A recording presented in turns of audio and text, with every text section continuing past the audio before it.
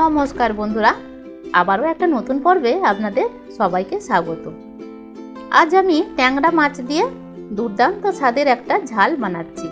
এটা খুব কম তেল মশলায় তৈরি হয়ে যায়, আর সেটা গরম ভাতের সাথে অসাধারণ লাগবে।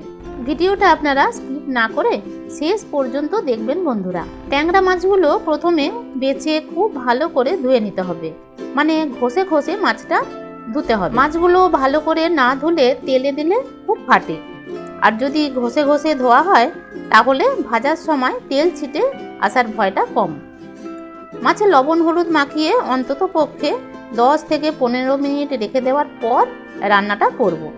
মাছে লবণ হলুদ মাখিয়ে রেখে দিলাম। মাছটা আমি আজ রান্না করব বেগুন দিয়ে, তাই বেগুনটা আমি কেটে নিচ্ছি। আলু দিয়েও করতে পারেন। আলু বেগুন দিয়ে একদিন রেসিপিটা আমি করে দেখাবো। আলু দিলে আলুটাও একটু লম্বা আর মোটা সাইজের কেটে নিতে হবে। বেগুন আমার কাটা হয়ে গেছে, আমি ধুয়ে রাখছি। এদিকে একটা মশলা রেডি করে রাখবো। তার জন্য বাটিতে নিয়ে নিলাম বেসিক কিছু গুঁড়ো মশলা, যেমন লঙ্কা, হলুদ, ধনে, জিরে। সব মশলাগুলোই আমি 1 টিস্পুন করে নিয়েছি। অল্প লবণ দিয়ে মশলাটা জল দিয়ে ভিজিয়ে রাখলাম। ভিজিয়ে রাখলে মশলাটা ফুলে যাবে, আর কষানোর সময় কিন্তু ভালোভাবে কষানো যাবে। তো এদিকে আমি গ্যাসে কড়া বসিয়ে দিয়েছি, আর বেশ অনেকটা পরিমাণে সরষের তেলও দিয়ে দিয়েছি। এই তেলে আমি বেগুনটা দিয়ে ভেজে নেব অল্প হলুদ দিয়ে। এখানে কিন্তু আমি লবণটা দিইনি, শুধুমাত্র হলুদটা দিয়েই বেগুনটা লাল লাল করে ভেজে তুলে নিলাম। আর এই যে তেলটা আছে, এই তেলেই সম্পূর্ণ রান্নাটাই হয়ে যাবে। গরম তেলের মধ্যে মাছগুলো একে একে দিয়ে মাছগুলো ভেজে নেব। আর এক সাইডটা ভাজা হলে অন্য সাইডটাও ভেজে নিচ্ছি।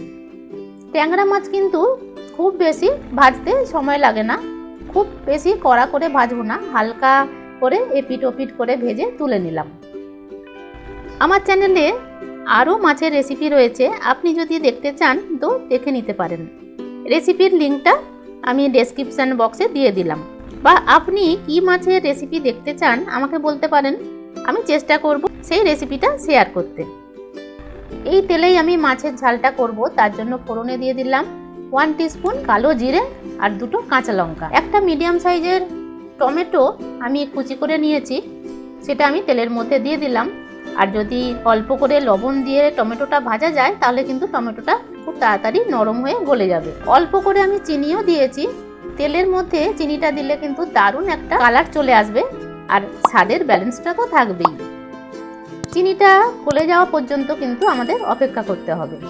আর চিনিটা গলে গেলেই আমি যে মশলাটা বাটিতে মিশিয়ে রেখেছিলাম জল দিয়ে, সেই মশলাটা আমি দিয়ে দেব। আমি এখানে 1 চামচ কাঁচা লঙ্কা বাটাও দিয়েছি। আজকের ঝালটা আমি একটু ঝালঝালি করব। ফোড়নে আমি 2টো কাঁচা লঙ্কা দিয়েছি, আর গুঁড়ো লঙ্কাও আমি দিয়েছিলাম মশলাতে। এখন আবারও আমি কাঁচা লঙ্কা বাটা দিয়েছি। আপনারা আপনাদের পছন্দ মতো কিন্তু ঝালের পরিমাণটা অ্যাডজাস্ট করে নেবেন। মশলাটা খুব ভালো মতো কষে নিতে হবে, আর যদি ঢাকা চাপা দিয়ে 2 মিনিট কষানো যায় তাহলে কিন্তু খুব তাড়াতাড়ি তেলটা ছেড়ে আসবে। এই দেখুন কেমন তেলটা ছেড়ে এসেছে, মানে খুব ভালো মতোই কষানো হয়ে গেছে। এখন আমি দিয়ে দিলাম পরিমাণ মতো জল। জলটা কিন্তু খুব বেশি দেব না, কারণ মাছের ঝালটা আমি গা মাখাই করব।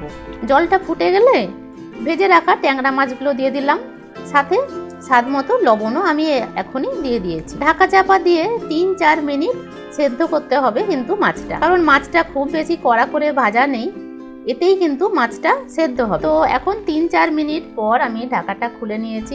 মাছটা কিন্তু খুব ভালো মতোই সেদ্ধ হয়ে গেছে। ভেজে রাখা বেগুনটা আমি এখনই দিয়ে দিলাম। বেগুন দেওয়ার পর জাস্ট 1 মিনিট ফুটিয়ে নিলেই কিন্তু রেডি হয়ে যাবে দারুণ স্বাদের এই মাছের ঝাল।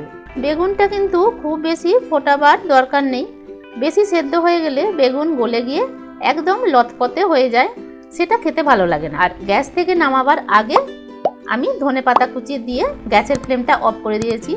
5 মিনিট রাখার পর তারপর পরিবেশন করব। তো এখন কিন্তু আমার মাছের ঝালটা রেডি হয়ে গেছে, শুধুমাত্র 1 থালা ভাতের অপেক্ষা। আজকের রেসিপি কেমন লাগলো আমাকে কমেন্ট করে জানাতে ভুলবেন না কিন্তু। রেসিপি ভালো লাগলে একটা লাইক শেয়ার করে দেবেন, আর এখনো যদি সাবস্ক্রাইব না করে থাকেন তো এখনই তা করে দিন। আজ এ পর্যন্তই, ফিরে আসছি খুব তাড়াতাড়ি নতুন রেসিপি নিয়ে। আপনারা ভালো থাকবেন, সুস্থ থাকবেন। ধন্যবাদ।